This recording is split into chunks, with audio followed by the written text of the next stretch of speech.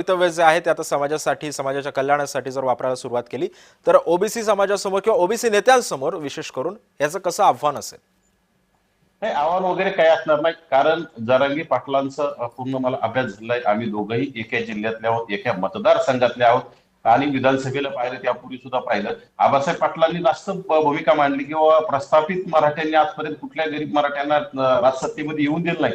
आम्ही सुद्धा मान्य करतो. अक्षरशः मी सुद्धा स्वतः मी कुठल्या जातीचा द्वेष करत नाही. मी मराठा समाजाच्या एक उमेदवार वंचित बहुजन आघाडीचे हिंगोली विधानसभेचे उमेदवार होते, त्यांचा स्वतः प्रचार सभेला मी गेलेलो आहे.